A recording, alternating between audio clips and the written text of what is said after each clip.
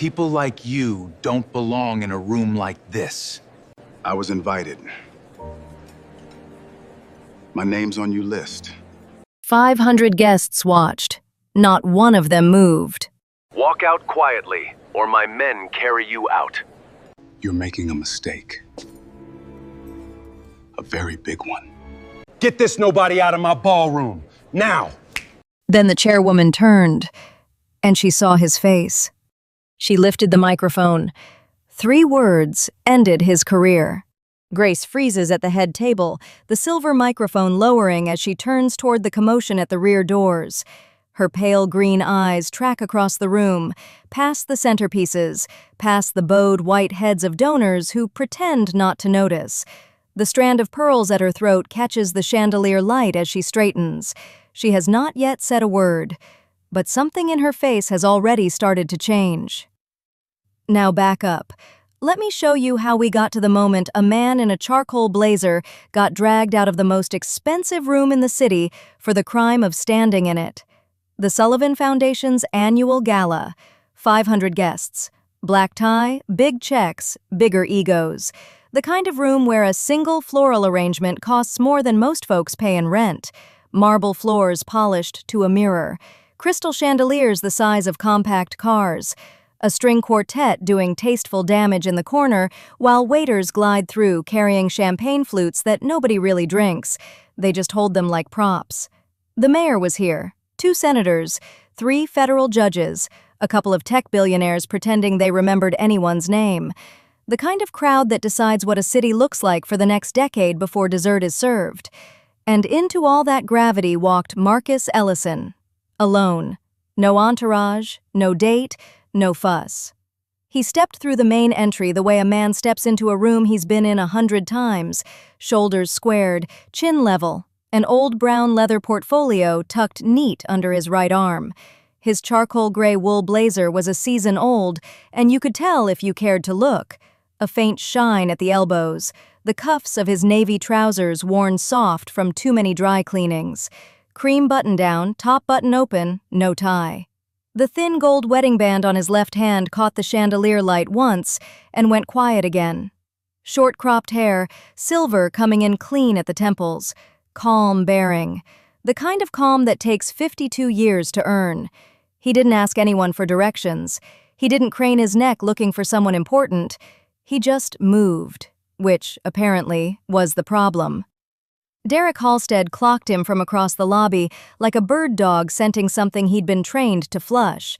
Head of Gala security, 5'10" of barrel-chested swagger crammed into a tight black suit jacket, dirty blonde flat top, that little silver Summit security shield pinned to his lapel like a sheriff's star in a movie he was directing in his own head.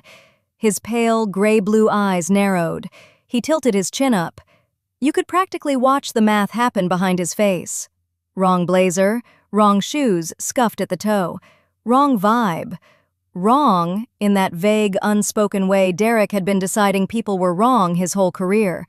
His thick, sandy eyebrows pulled into that permanent frown of his, and he reached for the black radio at his hip. I need 2 on the lobby, east side, now.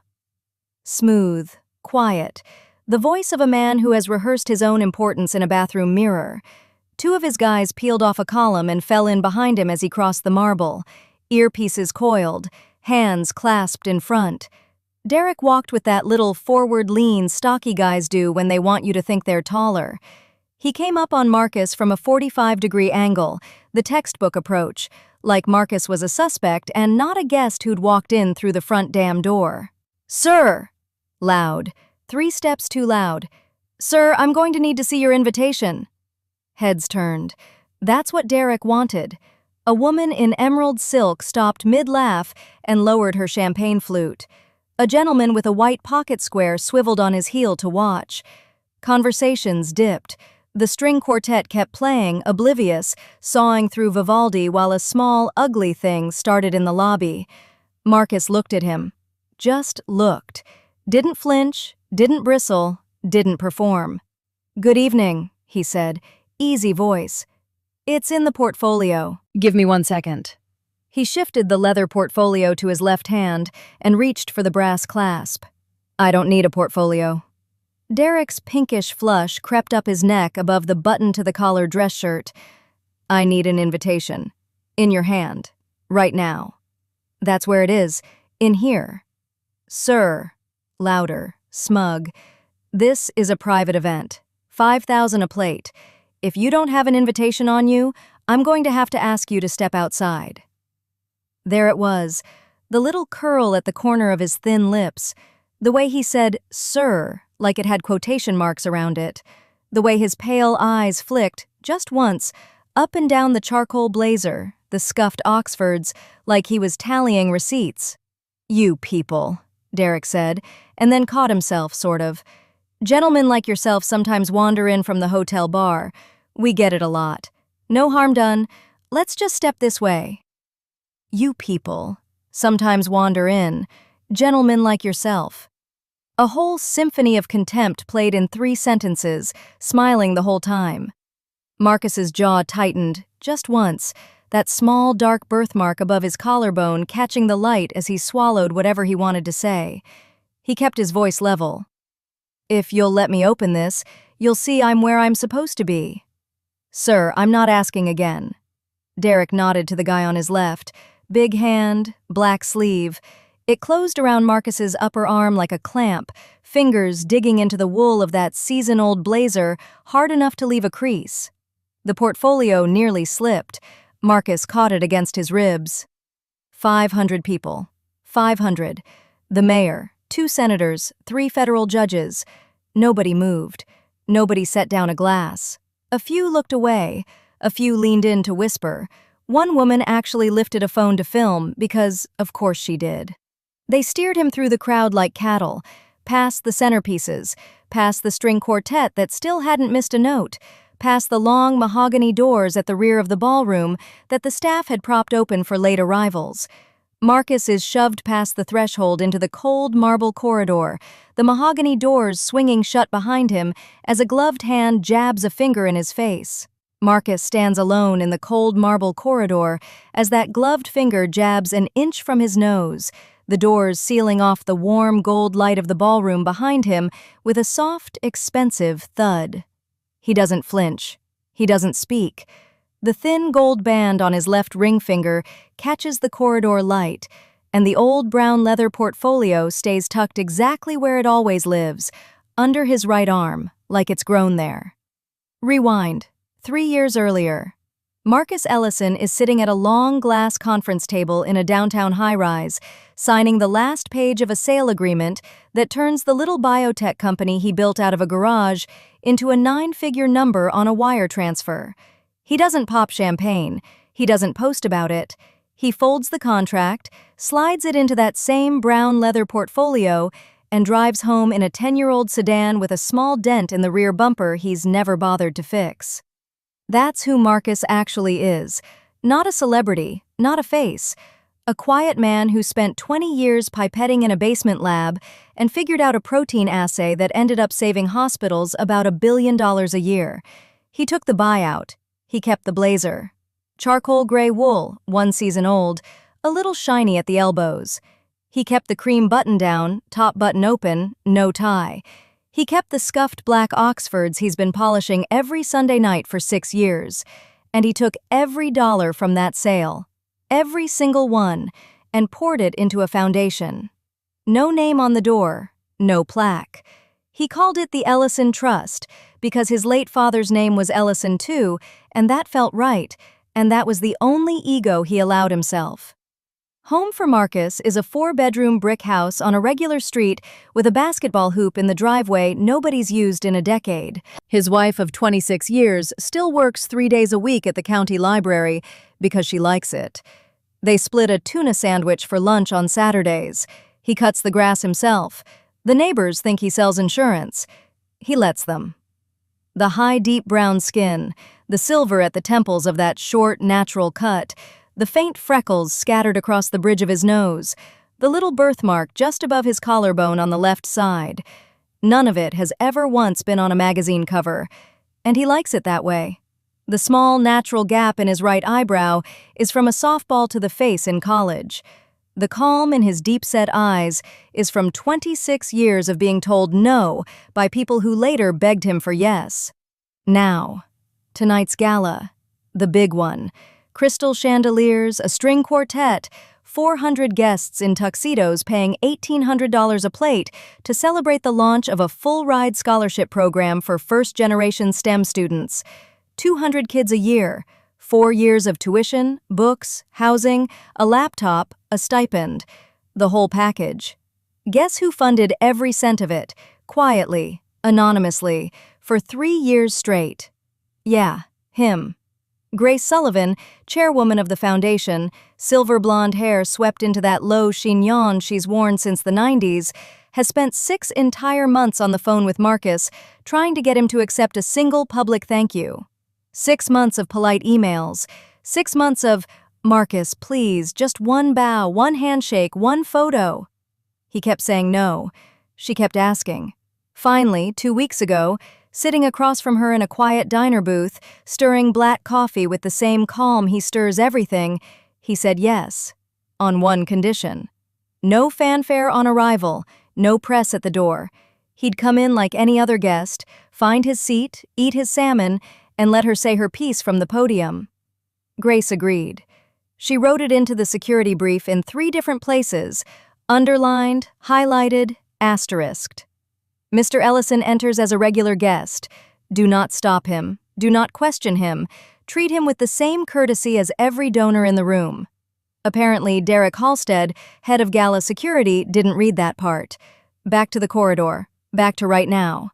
Derek's chest is puffed up under that tight black security jacket, the silver Summit security shield pin glinting like a toy badge, the coiled earpiece looping behind his right ear like he's guarding the president instead of a charity dinner. His pale gray-blue eyes are narrowed. His thin lips are working. "I don't know what you thought you were going to pull tonight," he says, voice low and mean. "But guys like you need to learn to know your place. You see a room full of money and you think you can just walk in? Huh?" Marcus says nothing. "I'm 2 seconds from calling the actual police," Derek goes on, tapping the black radio at his hip. "Real cops. You want that? You want to spend your night in a holding cell explaining how you got your hands on a forged invitation?" The invitation isn't forged. It's printed on the foundation's own letterhead, signed by Grace herself, and it's currently sitting in the inside pocket of Marcus's blazer, about 6 inches from Derek's jabbing finger. Marcus doesn't reach for it, doesn't mention it, doesn't say the words, "Do you know who I am?" Because he has never said those words in his entire life, and he isn't about to start tonight in a marble hallway with a man who confuses a lapel pin for a personality. He just looks at Derek. Steady, quiet, shoulders squared. And he speaks for the first time, voice low and even. "My portfolio, please." That's it. 5 words. No heat, no threat. The kind of quiet that drives men like Derek absolutely out of their minds, because they're built to feed on a reaction, and Marcus is not feeding them a thing. Derek's jaw tightens. The ruddy flush across his cheeks goes a shade darker. Inside the ballroom, behind those mahogany doors, Grace Sullivan glances toward the head table. The seat of honor is empty. Just an untouched water glass, a folded napkin, and a place card that reads, "Ellison," in clean black script. A small murmur has started rolling through the 400 guests. She frowns, smooths the front of her midnight blue gown, lifts her chin, and walks. Grace Sullivan steps up to the podium, taps the silver microphone twice, and the ballroom falls into a hush of confused silence. "Where?" Grace Sullivan says into the silver microphone, her voice gliding out smooth as glass over the heads of 800 guests, "is Mr. Ellison." The hush gets deeper, the kind of hush where you can hear ice settling in champagne flutes. She doesn't repeat the question. She lets it hang there, that single quiet sentence with the weight of a dropped anvil. Her pale green eyes sweep the room slow, table by table, like she's counting heads and coming up one short. The beauty mark above the corner of her mouth doesn't twitch. The pearls at her throat don't shift. She is the calmest woman in that ballroom, and somehow the most dangerous. "Forgive me," she says, and you can hear the steel slide under the velvet. I had a very specific seat reserved at my right hand tonight, a seat for the gentleman whose foundation matched every single one of the scholarships we just toasted. The man whose name, if you'll glance at your program, is printed directly above mine. 800 programs rustle at once, 800 pairs of eyes drop, then lift, then start scanning the room. Marcus Ellison, Grace says, and she lets the name ring. Founder of the Ellison Family Trust, tonight's keynote speaker, tonight's guest of honor, tonight's quiet reason any of us are eating off these plates at all. The silver chignon at the back of her head catches the chandelier light as she tilts her chin just slightly toward the wings. A staffer, a young woman in a black headset, is already half running across the polished marble in flat shoes, clutching a tablet to her chest like a shield. She gets to the podium. She goes up on her tiptoes. She whispers. You can't hear what she says. You don't need to. You watch Grace Sullivan's face. For 1 second, just one, the polish cracks. Her lips part. The little folded cue card in her left hand bends in half between her fingers. Her pale green eyes go from warm hostess to something colder than the ice sculpture by the door. The people at the closest tables, the ones who've known her 20 years, the ones who write her checks, the ones who sit on her boards, those people physically lean back in their chairs, because they have never, in 2 decades of charity galas and board meetings and weddings and funerals, seen Grace Sullivan look like that. She thanks the staffer with a single nod. The staffer flees. Then Grace lifts her free hand and makes one small, precise circle in the air toward the AV booth in the back balcony. The lights dim. The giant projection screen behind her, the one that's been cycling tasteful logos and scholarship recipient photos all evening, goes black for half a heartbeat. And then Marcus Ellison's face fills it. 20 feet tall, deep, warm brown skin, short-cropped black hair, silver burning at the temples. That small, dark birthmark on the left side of his neck, just above the collarbone, clear as a fingerprint at that resolution. Faint freckles scattered across the bridge of his nose. Deep-set, dark brown eyes looking right out at the room with the calm, steady weight of a man who has nothing to prove to anybody. Underneath the photo, in clean white letters 6 feet high, Marcus Ellison, keynote speaker and guest of honor. Ellison Family Trust. Lifetime giving to this foundation, $48 million. $48 million. You hear it before you see it. That soft, collective intake of breath from 800 well-dressed people doing the same math at the same time. A fork hits a plate somewhere near the back. A woman at table 9 whispers, "Oh my God," and her husband shushes her without taking his eyes off the screen. Now, cut! Out in the service corridor behind the kitchens, where the carpet stops and the concrete starts, Derek Halstead is pacing with his chest puffed out and his thumbs hooked in his black leather belt. His 2 guys are leaning against the wall, smirking. They're telling each other the story already. Some old guy wandered in off the street, probably looking for the soup line. You should have seen his face. Derek's radio crackles at his hip. It's not his guys. It's his boss. His actual boss. The regional director of Summit Security, the man who signs his paycheck, calling on the private channel. "Halstead?" The voice is shaking. Not with rage, with fear. "Halstead, where the hell are you? Pick up. Pick up right now." Derek thumbs the radio. "Go for Halstead. Get back inside that ballroom." Each word landing like a dropped brick. "Get back inside that ballroom right now. The chairwoman is asking for you. By name, in front of 800 people. She wants to know where her guest of honor is, and she is using your name, Halstead, your name, and I swear to God if you— Sir, Get in there!" The radio cuts. Derek's pinkish face goes a shade pinker. The ruddy flush on his cheeks climbs up into his forehead. He doesn't think. He starts walking. Fast. His 2 guys peel off the wall and follow, their smirks evaporating because they've never heard the director's voice do that before. The 3 of them push through the swinging service doors back into the ballroom. They come out behind the dais, off to stage right, still half convinced this is a misunderstanding they can spin in 30 seconds. Some VIP got their feathers ruffled. Derek will explain that the gentleman in question was not on the approved list. Protocol is protocol. The chairwoman will nod. Everybody moves on. Drinks all around. That's the movie playing in Derek's head as he steps out onto the carpeted edge of the stage. Then he looks up. The silver Summit security shield on his lapel catches the spotlight. The coiled earpiece behind his right ear twitches with empty static. His pale gray-blue eyes lift, slow, toward the 20-foot screen behind Grace Sullivan's silver-blonde head. He sees the photo. He sees the birthmark on the neck. He sees the freckles across the nose. He sees the man he just shoved into a gravel parking lot 10 minutes ago. The blood drains out of his ruddy face like somebody pulled a plug. Buddy, you didn't just mess up. You just detonated your entire career on live ballroom video.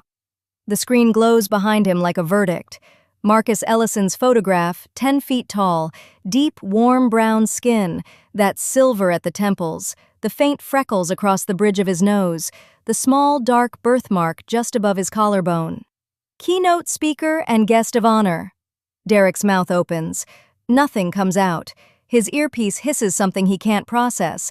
The radio at his hip squawks twice and goes dead, and somewhere behind his sandy, buzzed flat top, the realization is finally clawing its way through that thick skull. He didn't just throw out a guest. He threw out the guest. And here's the part Derek hasn't caught up to yet, because Derek's brain is still buffering on the loading screen of his own arrogance. This wasn't a misunderstanding. This wasn't some innocent little mix-up where bad lighting and a tired security guy made one regrettable call. No, this was a pattern. A documented, paper-trailed, lawyer-tabbed pattern, and Marcus Ellison has been quietly building the file on it for 2 years. Summit Security, Derek's beloved company, that cute little silver shield pinned to his lapel. Turns out it's been doing the exact same dance at galas all over the state. Same script, same tone, same kind of guest getting the same kind of, "Sir, can I see your invitation, sir? Step over here, sir." Always a black professional. Always somebody who, in Derek's words to his guys in the parking lot the week before, don't look like they belonged. 3 other incidents. 3. A neurosurgeon in Charlotte, escorted out of a children's hospital fundraiser because Summit didn't believe a black man in a tuxedo could possibly be the keynote donor. Quietly settled, NDA signed, $80,000 and a polite letter of apology. A federal judge in Atlanta asked 4 separate times by Summit personnel to move along from the reception area she'd been invited to chair. Quietly settled, NDA signed. A pharmaceutical CEO in Birmingham physically grabbed by the elbow as he reached for a glass of champagne at a cancer research dinner. The bruise lasted 9 days. Quietly settled. Every one of them swept under that nice, thick ballroom carpet so Summit could keep cashing checks, and Derek could keep puffing out that barrel chest like he'd earned it. Small noise. Catastrophic failure. Because here's what Derek doesn't know. Marcus's foundation, the one his face is plastered above on that screen, hasn't been quietly honoring people for the last 2 years. It's been quietly tracking them. Every incident report, every settlement, every NDA, every black professional shoved into a service hallway by a guy with a clear, coiled earpiece and an attitude. Marcus has been building a dossier the size of a phone book, and tonight, this dinner, this guest of honor speech, it was never just a dinner. It was the trigger. The match Marcus needed somebody, anybody, to strike. And Derek, bless his ruddy little flushed cheek heart, struck it himself. Walked right up to the powder keg, pulled out the lighter, and asked if anybody smelled gas. Inside the ballroom, the phones are out, every single one of them. $1,000 plate dinner, and the entire room is filming vertical video like it's a high school fight. The hashtag is already moving. Somebody at table 14 typed it before Grace even reached the podium. By the time she touched the microphone, it was trending in 3 cities. By the time she opened her mouth, it was national. Grace Sullivan steps up. Silver blonde hair swept into that sleek, low chignon, midnight blue silk catching the chandelier light, single strand of pearls perfectly still against her collarbone. She taps the engraved silver microphone once. The room, already silent, somehow goes quieter. She doesn't read from the cue card folded in her left hand. She doesn't need to. "Ladies and gentlemen," she says, and her voice is calm and level and absolutely Arctic. "Approximately 4 minutes ago, the head of our contracted security firm, Summit Security, a man named Derek Halstead, instructed his personnel to physically remove tonight's guest of honor from this building." You can hear ice melting in glasses. Mr. Halstead made that decision because, in his assessment, our guest of honor did not, and I quote, one of his own employees from earlier this evening, "look like he belonged here." The cameras zoom. The room exhales as one organism. This is the 4th such incident involving Summit Security personnel that this foundation is aware of in the last 26 months. The other 3 were settled privately. This one will not be.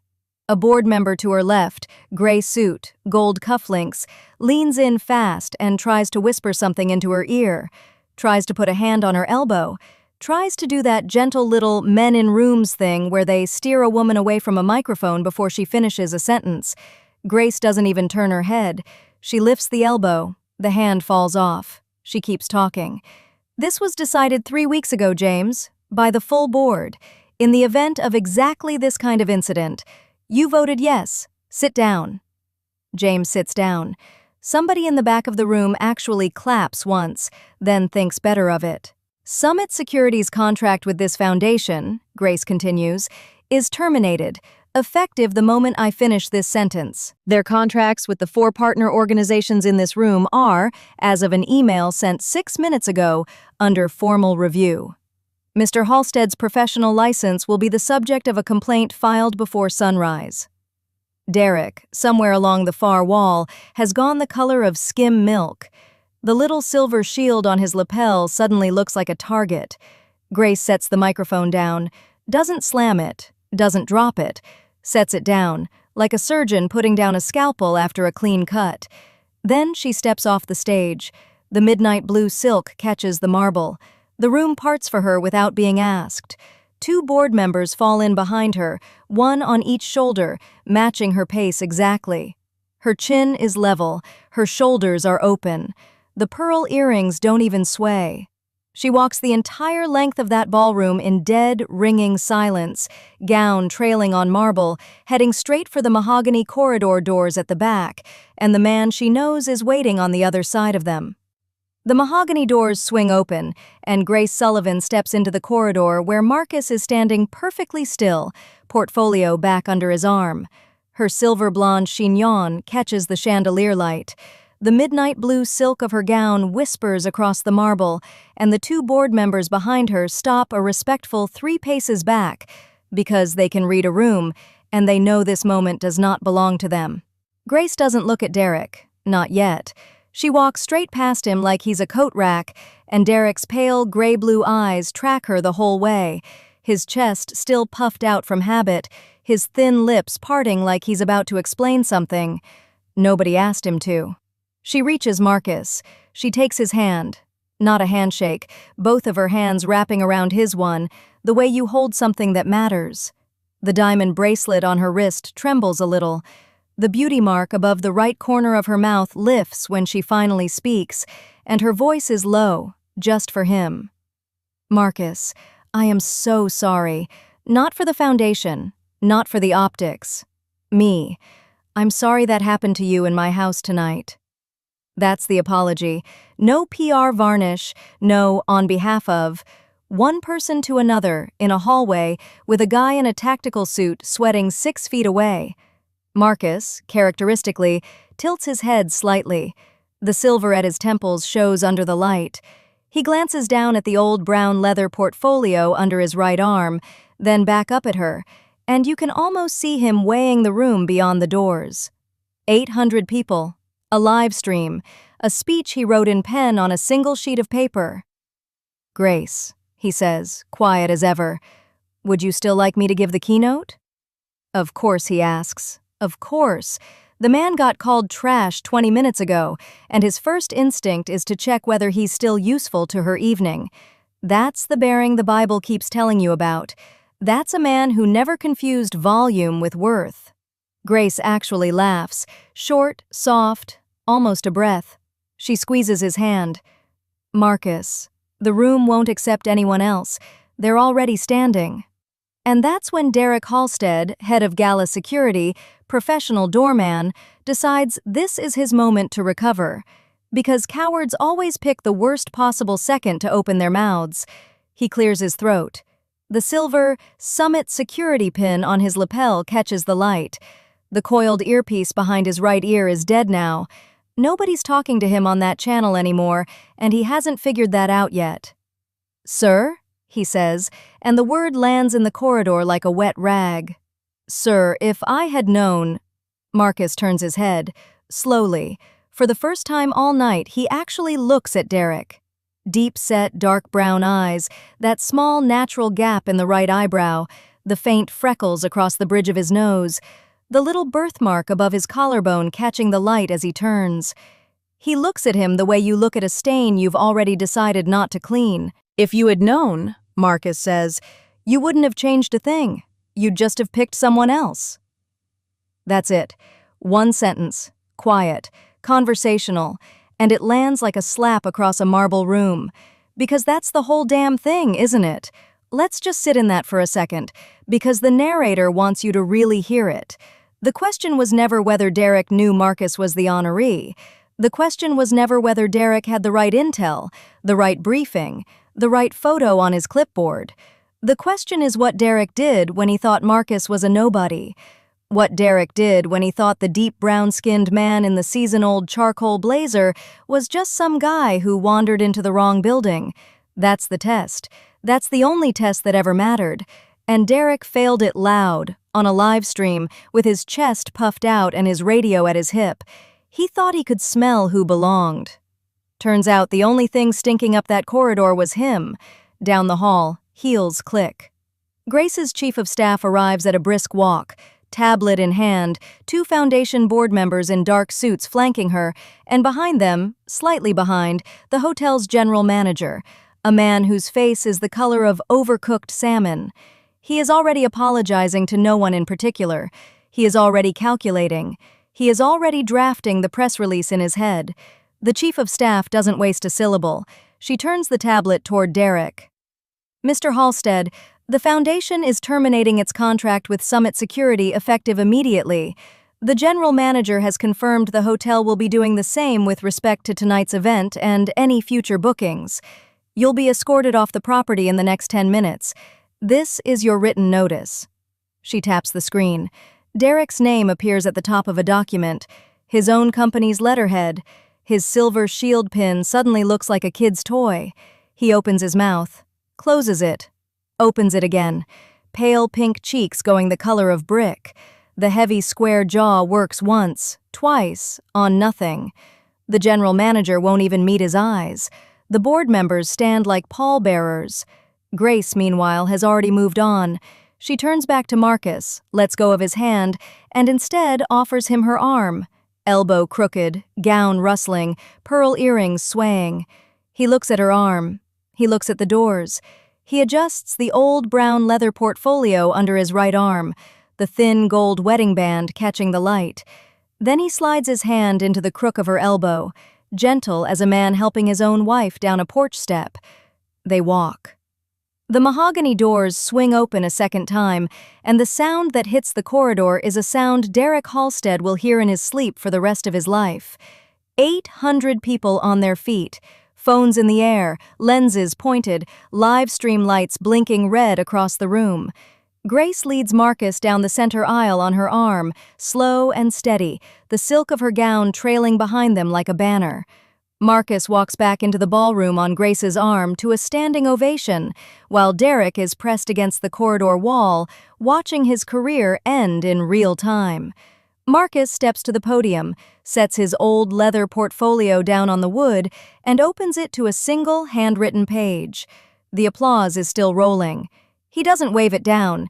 He just waits, hands resting at his sides, shoulders squared the way they've been squared his whole life, that thin gold band on his left ring finger catching the chandelier light. The room finally quiets on its own. the way rooms do when they realize the man at the microphone isn't performing for them. He looks down at the page, then up. "I had a speech prepared," he says. His voice is low, steady. 12 pages. My wife helped me edit it. It was a very good speech about partnership and progress and the future of philanthropic capital. He slides the typed stack to the side of the podium, just slides it, doesn't even glance at it again. "I'm not going to give that speech tonight." You can hear a fork settle onto a plate 4 tables back. 40 minutes ago, Marcus says, I was standing in a service corridor of this hotel with a man twisting my arm behind my back, telling me to stop resisting. He'd already taken my invitation out of my hand and torn it in half. He'd already told me I smelled like the kitchen. He'd already decided, somewhere in the half-second it took him to look at me, that I did not belong in this room. He pauses, not for drama, for accuracy. He was wrong about that, but here's what I want you to sit with. He was not unusual. Nobody breathes. I've been a lawyer for 26 years, he says. I've sat on 4 corporate boards. I've argued in front of the 6th Circuit. And I have been mistaken for the valet, the caterer, the driver, the maintenance guy, and once, memorably, the defendant, in a courthouse where I was lead counsel for the plaintiff. Every single one of those mistakes was made by someone who was very, very certain they were just doing their job. He taps the handwritten page. Once. That's the pattern. That's the whole pattern. It isn't a bad apple in a uniform. It's an entire industry. Private security, event staffing, hospitality enforcement, that hires men and trains them for 90 hours and hands them a radio and a shield-shaped pin and tells them to use their judgment about who belongs. And nobody, at any point in those 90 hours, teaches them that a black man in a charcoal blazer carrying a leather portfolio is exactly as likely to be the keynote speaker as anyone else in the lobby. A soft, broken sound from a table near the front, someone covering their mouth. So they default, Marcus says, to what they were raised on, to what the movies told them, to what their supervisor winked about in the break room. And then a woman like Grace Sullivan has to walk into a corridor and physically retrieve a man before he can take the stage at her own gala, and we all act surprised. He lets that sit. I'm not surprised. The people in this room who look like me are not surprised. We are tired. We are so deeply, bone-level tired of being escorted, questioned, followed, patted down, and politely informed that the event is by invitation only while holding the invitation in our hand. He turns the page over. There's more on the back. Now, I didn't come up here to scold you. You bought tickets. You showed up. That matters. So let me tell you what the Ellison Foundation has actually been doing with the quiet half of its budget, the part we don't put on the Gala program. His voice shifts, warmer, working. 312 full scholarships last cycle for Black and brown law students at HBCUs and beyond. A mentorship pipeline that has placed 91 young attorneys into federal clerkships in the last 4 years. And a legal defense fund, a quiet one, deliberately quiet, that has paid out $1.6 million in settlements and fees for working people who got pulled out of lobbies, off of sales floors, and out of their own apartment buildings by men with shield-shaped pins. He looks up from the page. Quiet, because every one of those settlements came with a non-disclosure agreement. Quiet, because the companies that employed those men wrote a check on the condition that nobody ever say their name out loud. Quiet, because that's how this works. The humiliation is public. The accountability is sealed. His jaw sets. The birthmark on his neck shifts as he swallows. Not anymore. He places one flat palm on the open portfolio. Tonight, the Ellison Foundation is seeding a new civil rights litigation fund. $10 million, cash, available Monday morning to any attorney in this country willing to take one of those cases all the way to verdict instead of settlement. No NDAs, no sealed records, open court, every name on the docket. The room makes a sound like a wave hitting a wall. We're calling it the backdoor fund, Marcus says, and his mouth almost smiles. named very deliberately for every black professional in this country who's been walked out of one.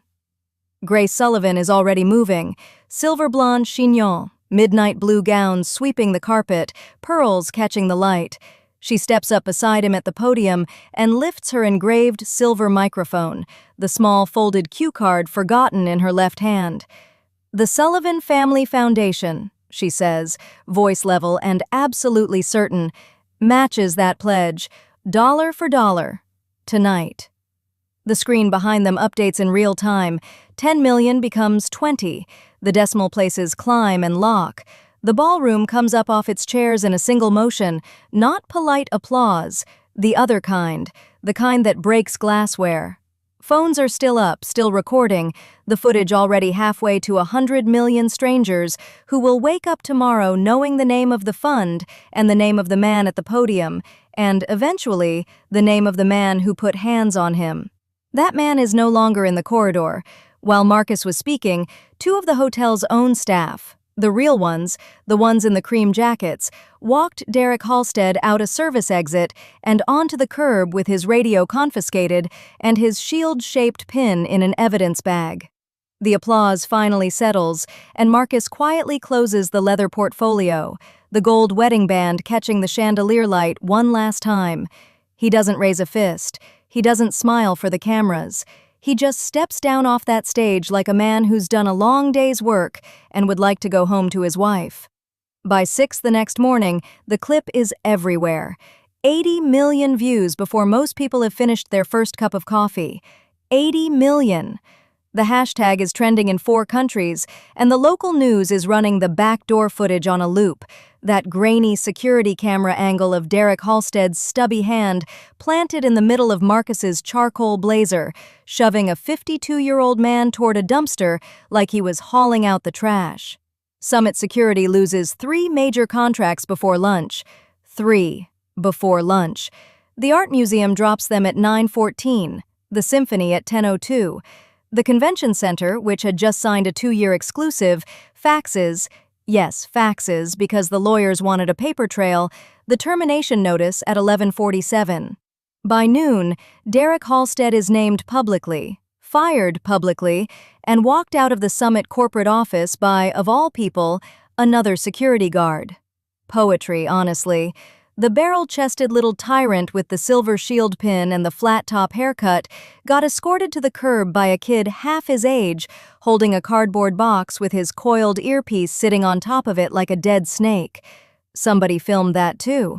Of course they did. By Friday, the Foundation's litigation fund, the $10 million pledge Marcus announced from that podium, is oversubscribed. Peer donors match it. Then they double it. Then, a tech widow out of Seattle who'd been watching the clip on her tablet at breakfast triples the whole damn thing in a single wire transfer with a one-line memo that just read, "About time." $42 million. In 4 days. Sitting in an escrow account with one job. Sue the next venue that drags the wrong person out the wrong door. And then the real dominoes start. 3 of the previous black professionals who'd been quietly removed from Summit-staffed events over the last 6 years come forward. A cardiologist who'd been pulled out of a donor reception at a children's hospital and told the valet line was, "for guests." A federal judge's chief of staff who'd been blocked from a bar association dinner and informed, very politely, that the help entrance is around back. A retired 4-star's wife who'd been asked to produce ID 3 separate times at a single charity auction, while every white woman in pearls walked right past her. All 3 had signed NDAs. Hush money, basically. Sign here, don't talk, here's a check, go away. Within 10 days, the original event hosts, embarrassed, panicking, watching their own galas trend for all the wrong reasons, voluntarily release every one of those NDAs. Just tear them up. Send formal letters. You are no longer bound. Some of them include apologies. Some include checks with another 0 on the end. Marcus, characteristically, gives no interviews. Not one. Not the morning shows, not the podcasts, not the documentary crew that camps outside his house for 2 days eating sandwiches in a rental van. He just goes home. hangs the charcoal gray wool blazer back on the same wooden hanger in the same closet, parks the 10-year-old sedan in the same spot in the same driveway where the oil stain has been slowly growing since 2017. Same wife waiting at the same kitchen table with the same chipped blue mug of coffee. Sunday morning he's in the same pew at the same church, gold band on his left hand, that small birthmark just above his collarbone, catching the light when he tilts his head to sing. Nobody at the church makes a fuss. They know him. He's been Marcus for 30 years before he was a hashtag. That, right there, is the part the internet can't quite digest. A man hands out $42 million in righteous fury and then goes home and mows his own lawn on Saturday in a faded Morehouse t-shirt. No yacht, no press tour, no book deal, just Marcus, going back to being Marcus. Meanwhile, Grace Sullivan, silver blonde chignon still perfectly in place, pearl earrings